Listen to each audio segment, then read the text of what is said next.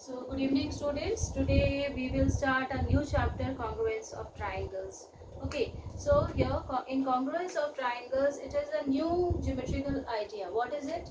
Here congruence, it means that similarities of two figures. It depends on its size and shape, right? So here we're gonna first discuss about congruent figures. So you have seen so many things in your day-to-day life that looks very exactly similar, right? Like the different denominations of rupee.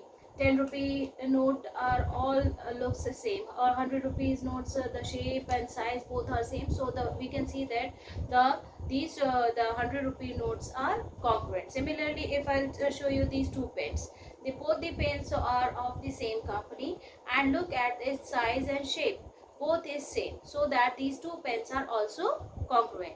And if I'm talking about your book, this is a notebook, and I can say that each page of this notebook is congruent. Why congruent? Because the shape and size of each page is similar and they completely overlaps each other. They superimpose. So this is known as a method of superposition, by which we can say that the pages of these books are same or they are congruent. And if I'll take another book which is also the shape of a rectangle, like your maths book, here you can see that the shape of these two notebooks are same. The both are looking rectangular, but they are not superimposing. The size is different, so that I cannot say both these notebooks are known as congruent. Okay, so let's discuss some more points about it. So congruent figures, you have seen, you can easily observe in our day-to-day life also. There are so many examples around your room also. Different your blades of the fan, they are also congruent because the shape and size both is same. So here now hope you understood about congruent figures. Now here the next topic is about congruence of line segments. So if a line segment, as you know that it is a one-dimensional figure, right? Line is only having a length, and if two lines are having the same length, then we can say that yes, they are congruent. So congruency of line segment, it means that suppose here AB I have taken, which is of 10 centimeter, and another line segment which is MN, and its length is also 10 centimeters. So both these lines are congruent. Why? Because the length of these two line segments are exactly same. So this is known as congruence of line segment, where the measurement of or the length of the line segments are same.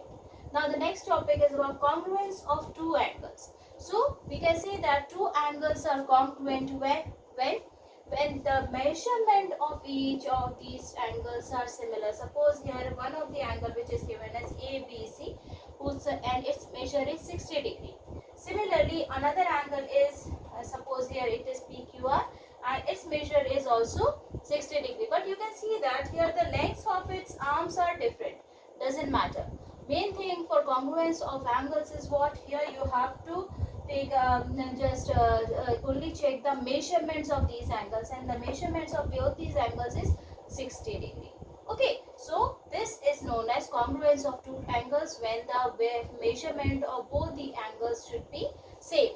Both the angles are of the same measure, then we can say that the angles are congruent. Now the third criteria, which is congruence of triangles. As you have learned in earlier classes, the angles and line both are actually the elements of triangle. So here, by with the help of these its line segments, or we can say the sides and angles, we can easily find out the congruence of triangles. So for explaining about the congruence of triangles, it is very important. Here I have taken two triangles, which is triangle ABC and triangle PQR. So for proving the congruency of these triangles, it is very important that all these six parts of both the triangle should be similar. So here you can see that angle A and angle P, angle B, angle Q, and angle C, angle R corresponds to each other. Then only we can say that yes, they are congruence triangles. It is very important that I have told you earlier. Congruency, it means that both the figures completely superimpose each other. So here, if we can check the length of each side of both these triangles should be similar, and measurements of all the three angles should also be similar, then we can say that both these triangles are congruent. So how do you prove it? Here you can see that angle A corresponds to angle B. It means that measure of angle A and angle B are similar. So how do you write it? Angle A corresponds to angle B. Similarly, angle B corresponds to angle Q. Why? Because both are having the same measurement. These signs are showing that the measurements of both these angles are similar, right? Similarly, angle C corresponds to angle R. And now we have already proven that all the three angles are actually congruent to the corresponding triangle, which is triangle PQR.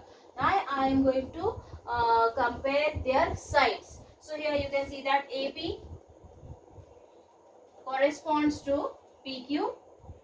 It means that both are having the same length. Similarly, BC corresponds to QR and AC corresponds to PR.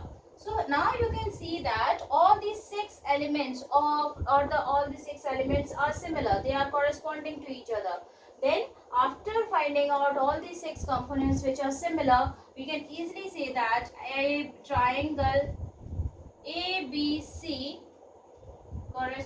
congruent to triangle PQR.